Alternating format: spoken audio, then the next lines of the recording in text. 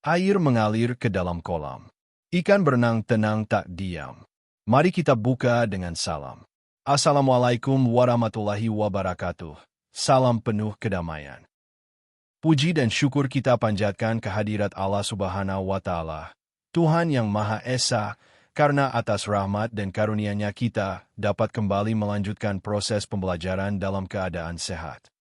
Pada pertemuan kali ini, kita akan membahas topik yang sangat fundamental dalam dunia sistem tertanam dan elektronika digital, yaitu arsitektur mikrokontroler. Mikrokontroler adalah salah satu komponen penting dalam berbagai perangkat elektronik modern. Mulai dari mesin cuci, remote control, sistem keamanan rumah, hingga perangkat IoT, Internet of Things, semuanya bergantung pada kerja mikrokontroler. Maka dari itu, memahami struktur internal, cara kerja, dan karakteristik dari mikrokontroler menjadi hal yang sangat penting bagi calon insinyur, teknisi, maupun pengembang perangkat lunak dan perangkat keras. Dalam perkuliahan hari ini, kita akan mengenal komponen utama dalam arsitektur mikrokontroler, seperti CPU, Central Processing Unit, memori, RAM, ROM, EEPROM, port input-output, I/O, timer, RJ, analog to digital converter, serta komunikasi serial. Lebih lanjut, kita akan meninjau bagaimana arsitektur Harvard dan von Neumann diterapkan dalam desain mikrokontroler, serta implikasinya terhadap kinerja sistem. Contoh-contoh arsitektur populer seperti keluarga Afer, PIC, dan ARM Cortex-M akan diperkenalkan sebagai gambaran nyata dari implementasi teori dalam dunia industri. Saya harap kalian dapat mengikuti perkuliahan ini dengan antusias dan aktif berdiskusi. Pemahaman yang baik tentang arsitektur mikrokontroler akan menjadi landasan kuat untuk mempelajari pemrograman sistem tertanam dan pengembangan aplikasi berbasis mikrokontroler pada pertemuan-pertemuan selanjutnya. Mikrokontroler merupakan sebuah sistem komputer sederhana yang dirancang untuk menjalankan tugas tertentu. Terdapat 3 komponen utama dalam arsitektur mikrokontroler, yaitu: pertama, CPU, Central Processing Unit, adalah inti dari sebuah mikrokontroler yang bertugas menjalankan perintah dan mengontrol semua aktivitas yang terjadi di dalam mikrokontroler. Berikutnya, memori adalah salah satu komponen penting dalam arsitektur mikrokontroler karena digunakan untuk menyimpan data dan program yang dijalankan oleh CPU. Ketiga, pin I/O yang dapat diatur sebagai input dan output.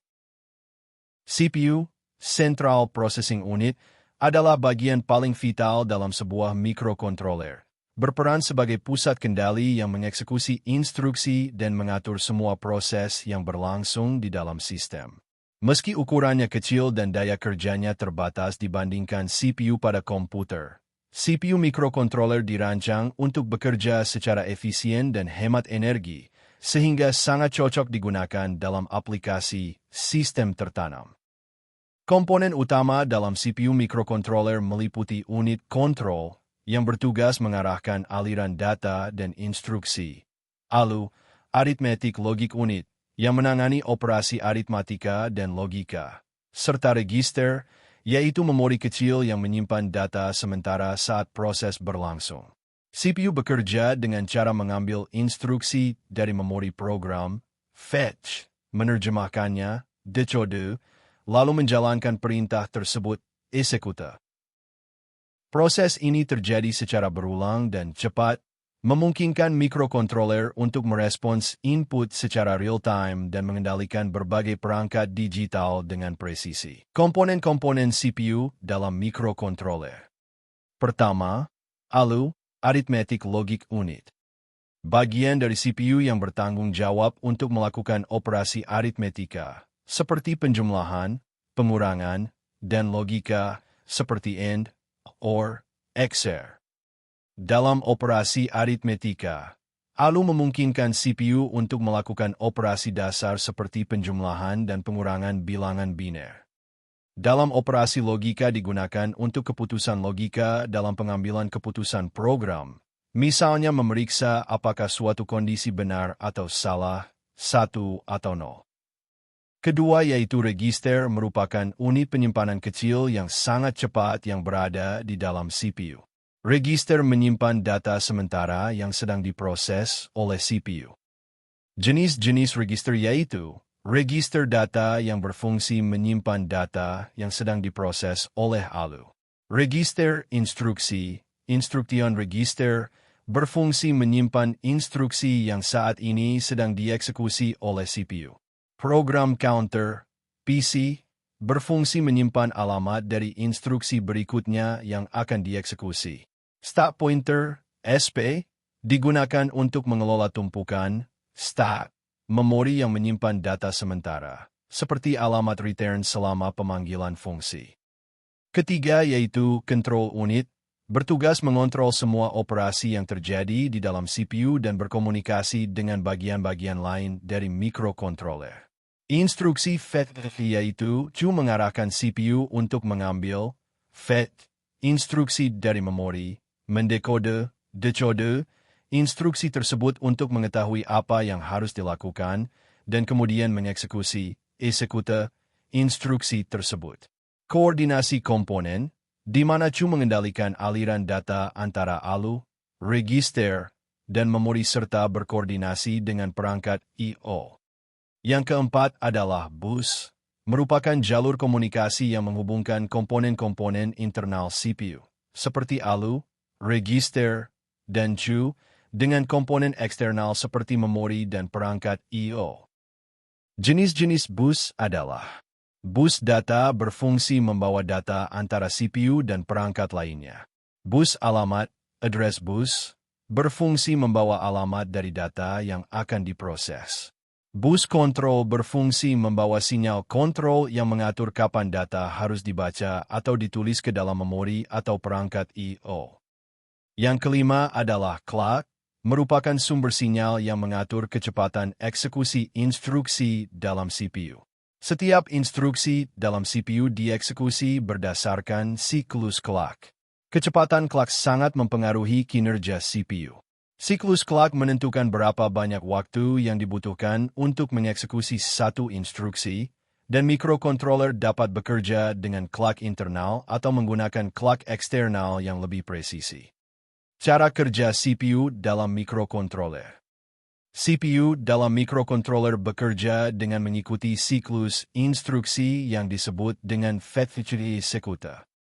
Pertama, fetch, mengambil instruksi, di mana program counter, PC, menyimpan alamat instruksi berikutnya yang akan dieksekusi.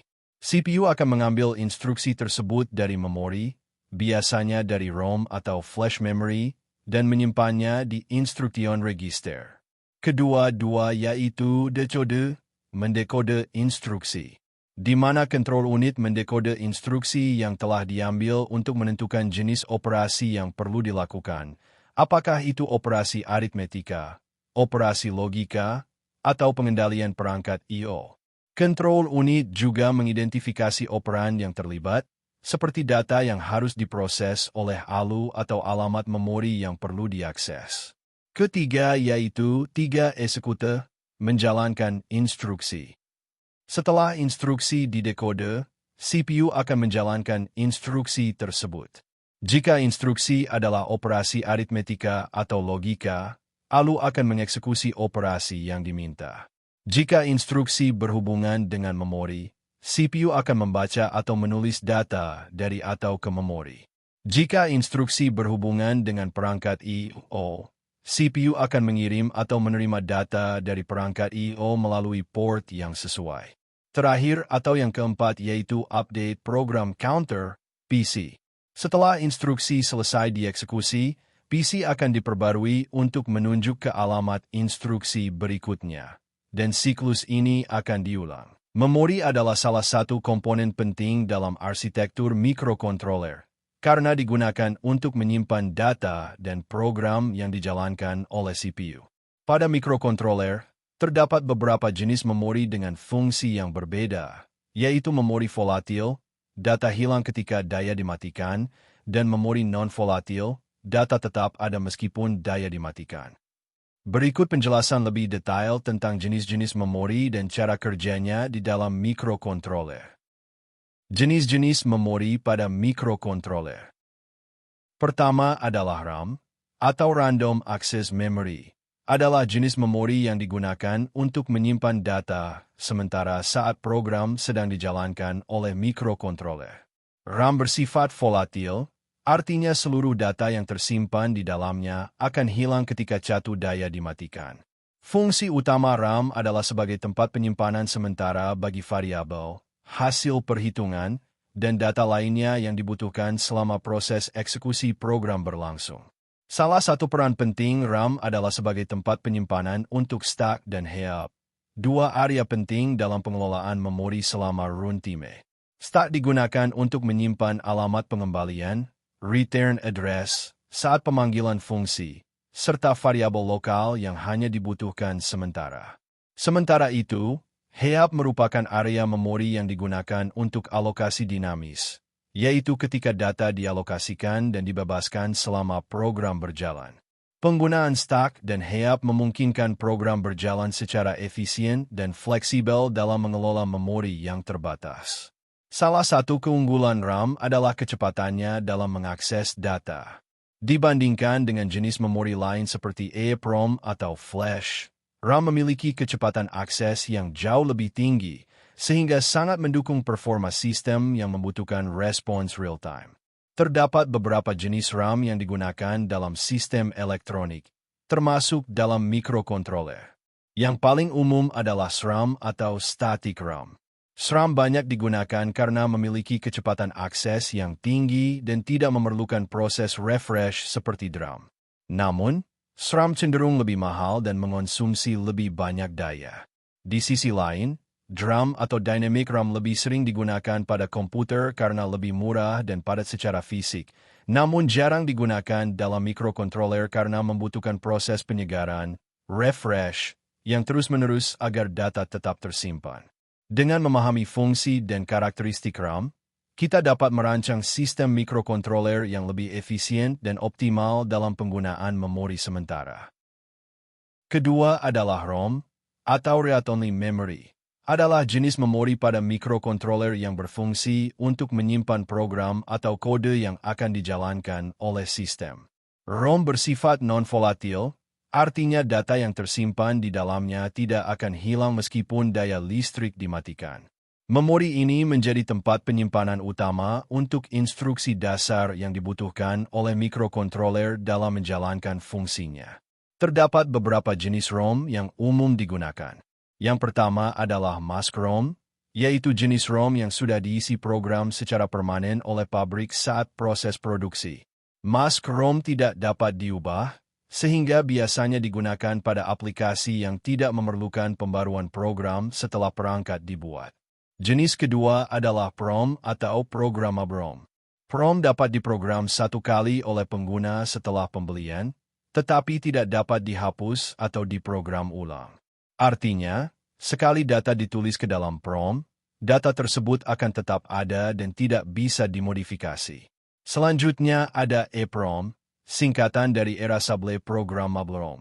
Berbeda dengan PROM, EEPROM dapat dihapus dan diprogram ulang, namun proses penghapusan memerlukan sinar ultraviolet UV. Untuk menghapus datanya, chip EEPROM harus dikeluarkan dari sistem dan dipaparkan pada sinar UV dalam jangka waktu tertentu. Setelah itu baru bisa diprogram ulang. Jenis ROM yang lebih fleksibel adalah EEPROM, atau Electrically Erasable Programmable ROM. EEPROM dapat dihapus dan diprogram ulang secara elektrik tanpa perlu melepas chip dari rangkaian mikrokontroler. Hal ini menjadikannya sangat praktis, terutama untuk menyimpan data yang dapat berubah selama sistem berjalan, seperti pengaturan konfigurasi, kalibrasi sensor, atau penyimpanan data log. Dengan memahami berbagai jenis ROM ini, kita dapat memilih jenis memori yang paling sesuai dengan kebutuhan sistem tertanam yang sedang dirancang atau dikembangkan. Ketiga adalah Flash memory merupakan jenis memori non-volatile yang paling umum digunakan pada mikrokontroler modern. Flash memory dapat dihapus dan diprogram ulang secara elektrik seperti EEPROM, tetapi lebih cepat dan lebih efisien dalam hal biaya. Memori ini digunakan untuk menyimpan firmware, yaitu kode atau program yang akan dijalankan oleh CPU. Banyak mikrokontroler yang menggunakan flash memory untuk menyimpan kode karena dapat diprogram ulang secara mudah tanpa perangkat khusus. Flash memory lebih efisien daripada EEPROM dalam hal kecepatan penulisan dan penghapusan, serta biasanya memiliki umur yang lebih panjang dalam jumlah siklus baca tulis yang dapat ditangani. Yang terakhir, EEPROM, Electrically Erasable Programmable Only Memory, memori non-volatil. EEPROM adalah jenis memori yang digunakan untuk menyimpan data yang mungkin perlu diubah selama operasi normal perangkat, seperti pengaturan konfigurasi, data kalibrasi, atau informasi lainnya yang ingin tetap ada setelah mikrokontroler dimatikan. EEPROM dapat ditulis dan dihapus secara elektrik, meskipun memiliki batas siklus penulisan yang terbatas, biasanya 100.000 hingga 1 juta siklus. Perbedaan dari flash memory, EEPROM lebih lambat dan biasanya memiliki kapasitas lebih kecil dibandingkan dengan flash memory. Tetapi EEPROM memungkinkan penulisan byte per byte, sedangkan flash memory biasanya ditulis dalam blok. Struktur penggunaan memori dalam mikrokontroler. Pada sebuah mikrokontroler, memori biasanya diorganisasikan menjadi beberapa bagian sesuai dengan fungsi dan kebutuhan operasi. Struktur ini membantu mengelola program dan data dengan cara yang lebih efisien. Berikut adalah beberapa bagian dari pengelolaan memori dalam mikrokontroler. Pertama, program memory. Biasanya berupa ROM atau flash memory, digunakan untuk menyimpan kode program atau instruksi yang akan dijalankan oleh CPU. Kode yang ditulis dalam bahasa pemrograman seperti C, assembly, atau Python, dengan interpreter, diubah menjadi instruksi biner yang disimpan di program memory. Program memory bersifat non-volatile, sehingga program tetap ada bahkan setelah daya dimatikan. Kedua, data memory. Data memory adalah area RAM yang digunakan untuk menyimpan data-data yang bersifat sementara, seperti variabel dalam program, hasil perhitungan sementara, serta informasi tentang status operasi sistem. Data memory bersifat volatile, sehingga semua data di dalamnya akan hilang ketika daya dimatikan. Ketiga, state memory. State adalah bagian khusus dari RAM yang digunakan untuk menyimpan alamat pengembalian, return address, saat terjadi pemanggilan fungsi atau interrupt. State bekerja seperti struktur data LIFO, last in first out, di mana data terakhir yang dimasukkan adalah yang pertama diambil. State juga digunakan untuk menyimpan variabel lokal dari fungsi yang dipanggil. Keempat, heap memory. Heap adalah bagian dari RAM yang digunakan untuk alokasi memori dinamis, yaitu alokasi yang terjadi saat program sedang berjalan. Alokasi ini digunakan untuk menyimpan data besar yang mungkin tidak cukup disimpan dalam state atau data yang ukuran dan durasi keberadaannya tidak diketahui pada saat kompilasi. Terakhir, EEPROM, opsional. Mikrokontroler tertentu memiliki EEPROM terintegrasi yang dapat digunakan untuk menyimpan data jangka panjang yang dapat dimodifikasi selama operasi, seperti pengaturan konfigurasi pengguna atau nilai kalibrasi sensor. Peran memori dalam mikrokontroler. Memori dalam mikrokontroler memainkan peran krusial dalam berbagai aspek, termasuk: pertama, menyimpan program. Memori flash atau ROM digunakan untuk menyimpan firmware atau perangkat lunak yang akan dijalankan oleh mikrokontroler. Kedua, menyimpan data. RAM menyimpan data sementara yang digunakan selama program berjalan. EEPROM atau flash digunakan untuk menyimpan data permanen yang perlu disimpan ketika perangkat dimatikan. Ketiga, mengelola fungsi sistem. Memori stack dan heap digunakan untuk mengelola pemanggilan fungsi, interrupt, dan alokasi memori dinamis saat runtime port I/O, input-output. Port I/O memungkinkan mikrokontroler untuk berinteraksi dengan perangkat eksternal. Perangkat ini bisa berupa sensor, saklar, LED, atau motor. Port I/O dapat dikonfigurasi sebagai input untuk menerima sinyal dari dunia luar atau sebagai output untuk mengontrol perangkat. Memahami pin dan periferal mikrokontroler.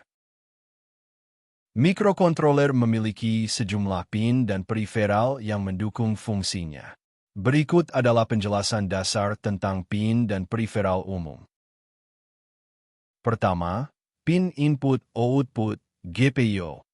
General Purpose Input-Output GPIO adalah pin serbaguna yang dapat diatur sebagai input atau output.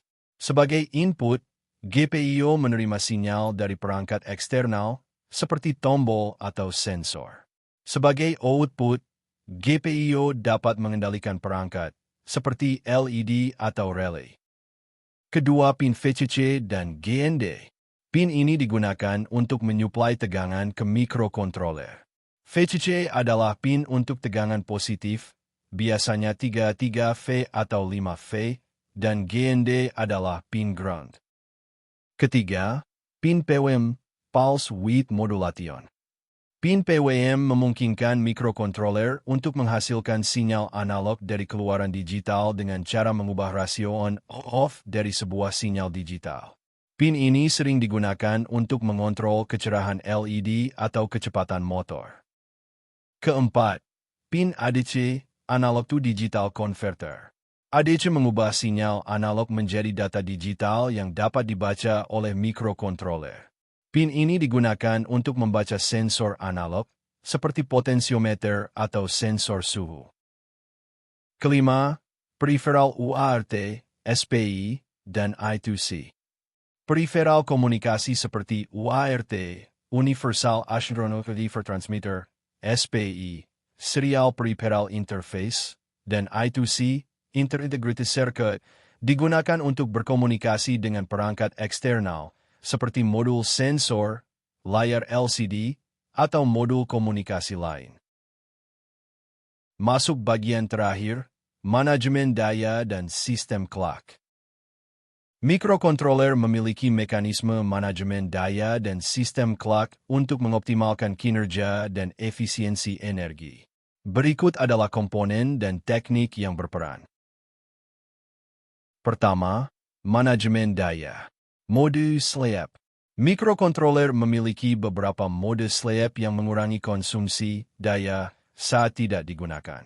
Mode sleep memungkinkan bagian-bagian tertentu dari mikrokontroler untuk dimatikan sementara waktu, sehingga menghemat energi. Yang berikut adalah lower peripherals. Beberapa mikrokontroler dilengkapi dengan periferal yang dapat tetap aktif selama mode sleep, memungkinkan perangkat untuk tetap berfungsi dengan konsumsi daya yang sangat rendah. Yang kedua adalah sistem clock. Clock internal dan eksternal. Mikrokontroler menggunakan sinyal clock untuk menentukan kecepatan eksekusi instruksi. Clock dapat berasal dari sumber internal oscillator, atau eksternal, crystal oscillator. Crystal oscillator biasanya lebih presisi dibandingkan dengan oscillator internal. Yang berikut adalah prescaler. Prescaler adalah mekanisme yang mengubah kecepatan clock dengan cara membagi frekuensi clock yang digunakan oleh mikrokontroler.